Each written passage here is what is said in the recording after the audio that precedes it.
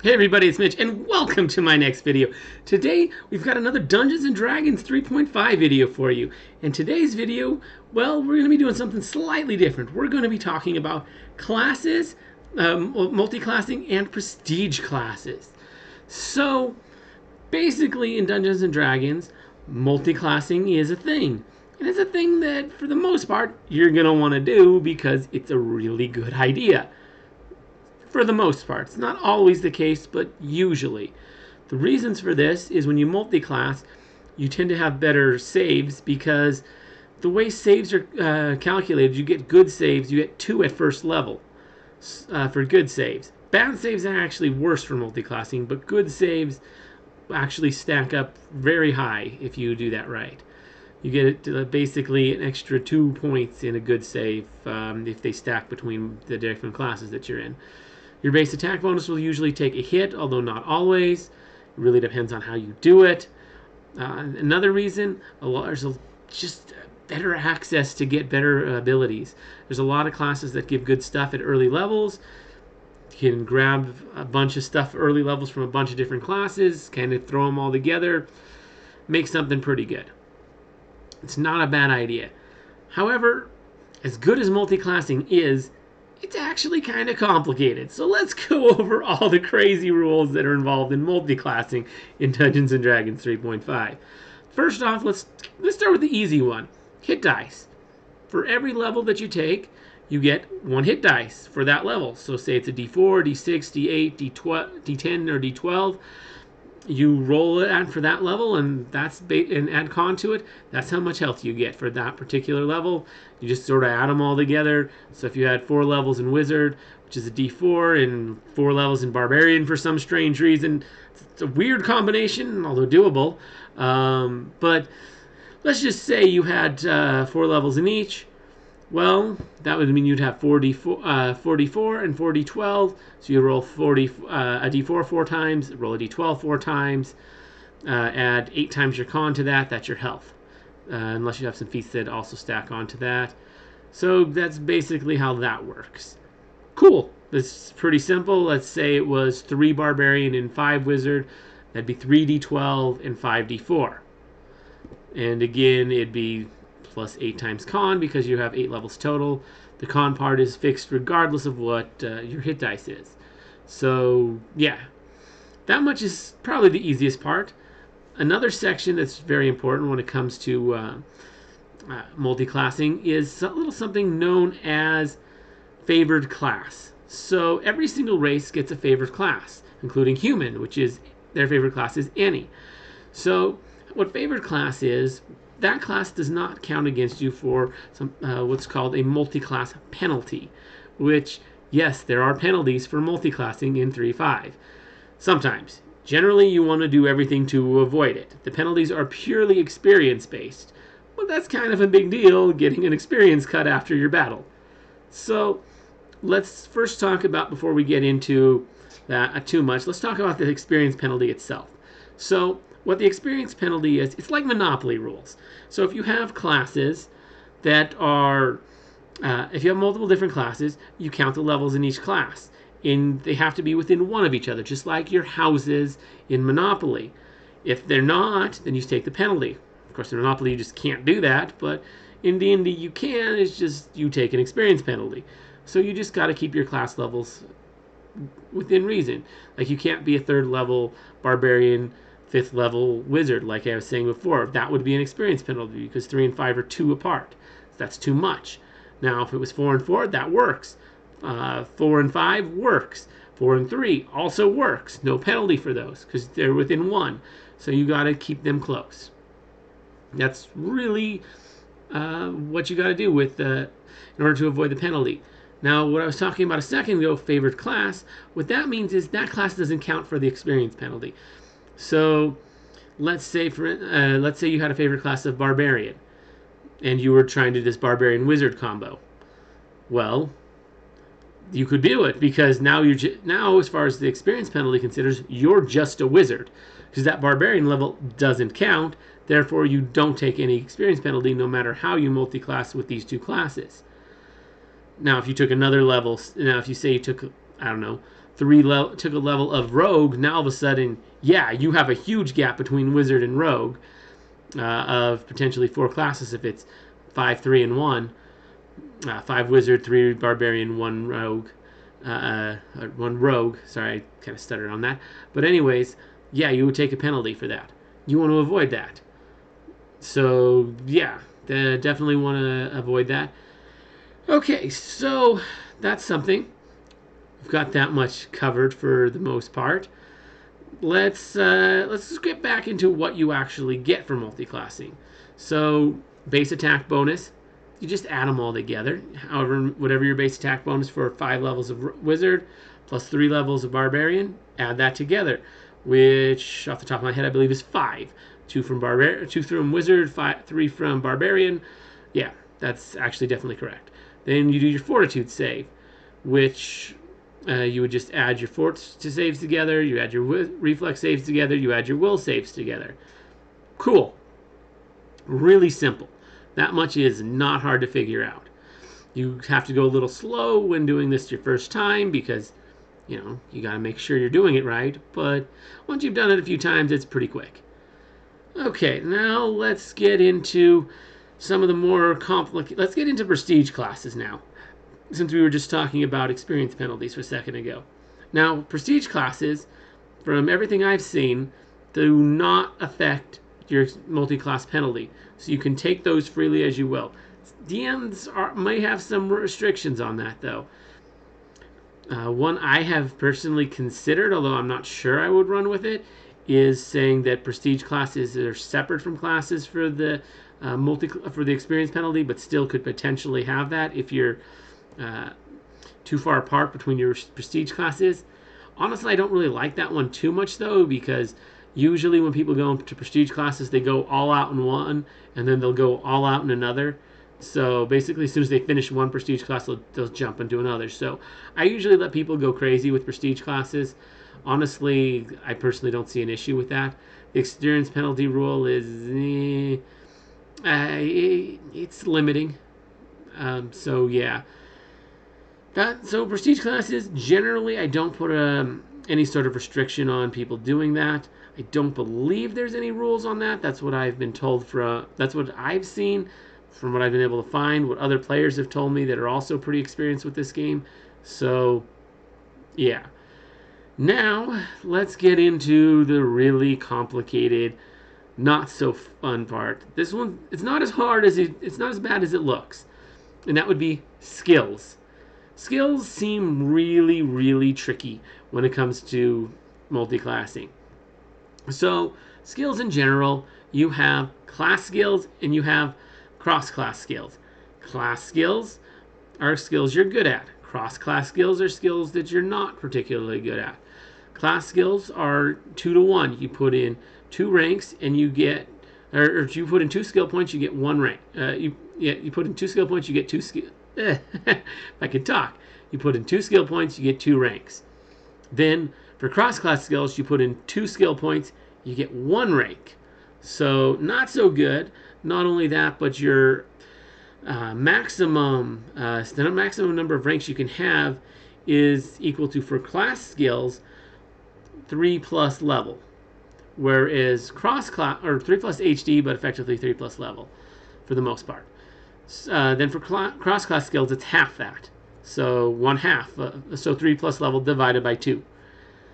Now, when you're multiclassing, for the purposes, so for multiclassing, let's start with the your max ranks. Your max ranks, if any of your classes has it, your max ranks is going to be equal to 3+ hit dice, if any of them have it. So your max ranks, they all stack together for max ranks. Now, for the purpose of your buying ratio, it's whichever class you're currently leveling up in. So, say for instance, we have our 3rd level barbarian, 4th level, 5th level wizard. I know it's a weird example, I'm going to stick with it anyways. So, you have this, and now you decide for some reason you're going to go for 6th level in wizard. Okay, so because you're going for 6th level in wizard, you are leveling up in wizard. So All your wizard class skills you buy in at 1-to-1 for class skills and 2-to-1 for cross-class skills, even if they're class skills for a barbarian. So survival, you would have to be putting in 2-to-1 if you're doing it as a wizard, because it is not a class skill for wizards. However, even if it is a class skill for barbarians, but because it's a class skill for barbarians, your max rank is still going to be 3+ level, which at this point is what, 9th level, so 12. So you could still put up to 12 ranks in that, even though you do have to put in, you have to buy in at twice the cost. On top of that, now say your next level you wanted to do Barbarian. Again, well, now your max ranks just went up to 13 for any skill that either of them has, and 6.5 for any that neither of them has. Half doesn't mean anything. You can still put it in there, but it's useless. Anyways, so like if you have 6.5 ranks, you basically have 6 ranks. You do have the half rank, it just does nothing. It's like an odd stat. So, because yeah, 13 dex, it's just as good as 12. Other than for feat purposes. But anyways, back on topic here. So now we're taking a level of Barbarian. So now we're going up to 4th level Barbarian, and we have our 6 levels in Wizard already. Now we could take Survival 1-to-1, but if we wanted to do Knowledge Arcana, well, we could definitely do that. All the knowledge skills are class skills for wizards. So we do have our max ranks at 13, but we do have to pay for them 2-to-1 because we are going up as a barbarian now. So we do have to pay 2-to-1. If we wanted to go survival at this point, it's 1-to-1 because we're leveling up as a barbarian. Just like previously when you're leveling up as a wizard, doing knowledge arcana would be 1-to-1. So it just really depends on which class you're in. You're leveling up currently. Personally, when building characters, especially if you're going to be building multiple levels at once, I highly recommend you do it slowly when multiclassing. You just do your chunk of this class, then your chunk of the next class. It's really the only way to do it, even for experienced players. Yes, experienced players can do it much more quickly, but you still really need to do it this way in order to do it properly. Generally, I suppose there's mathematical ways of doing it faster, but it's just a much simpler way to do this. Anyways, so that's how skills work. That's probably the most complicated part of multiclassing in 3.5. So that's something.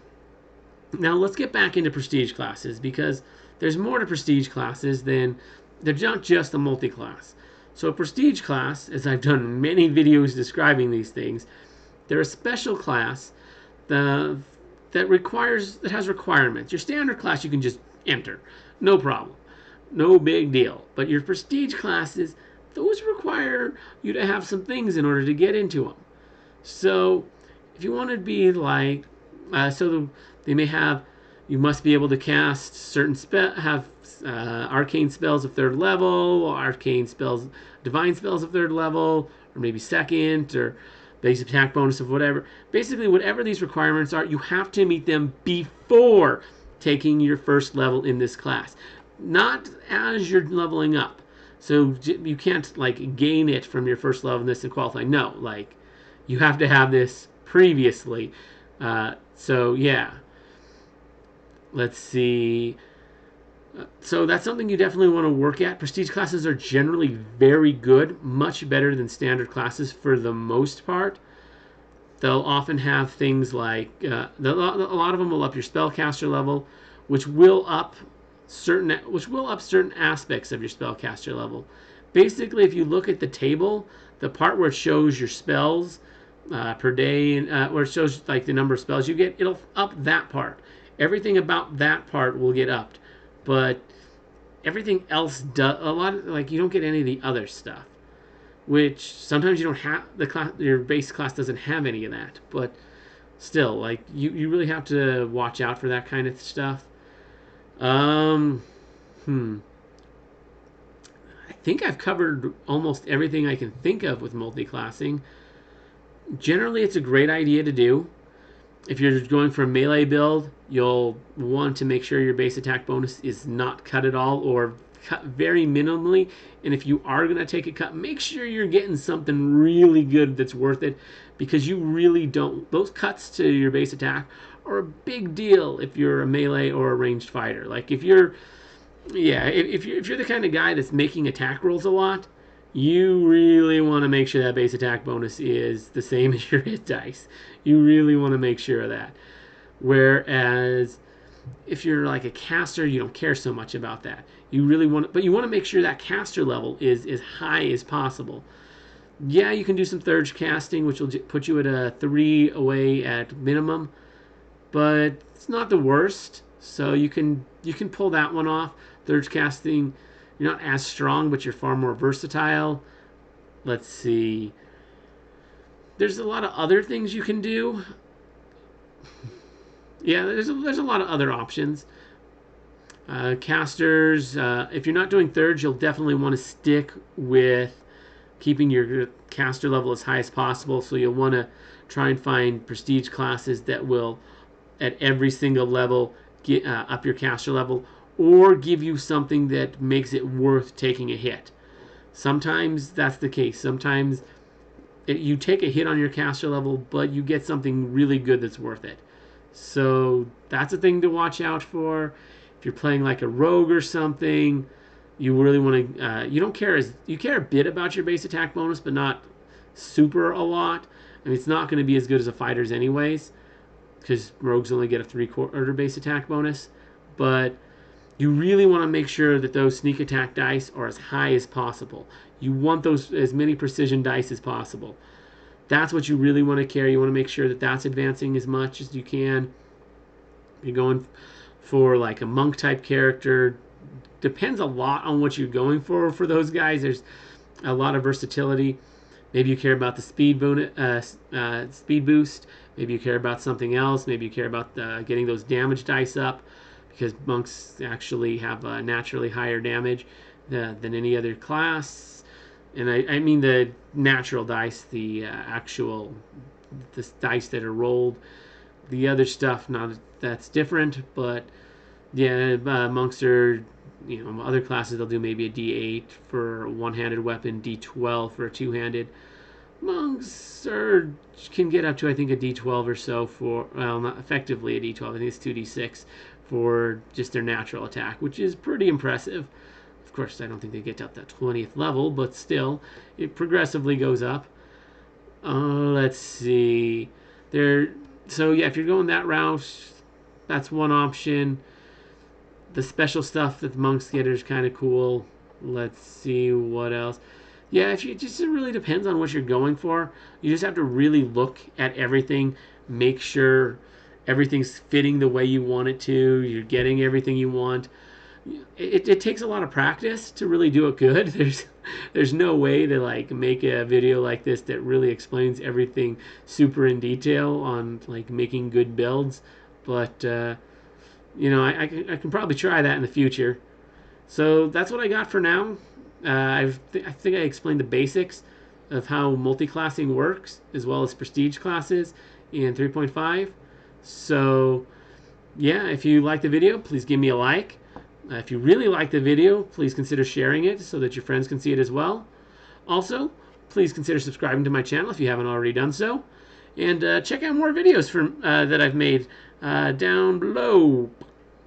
So, anyways, as always, I'm Mitch, and I'll be seeing you.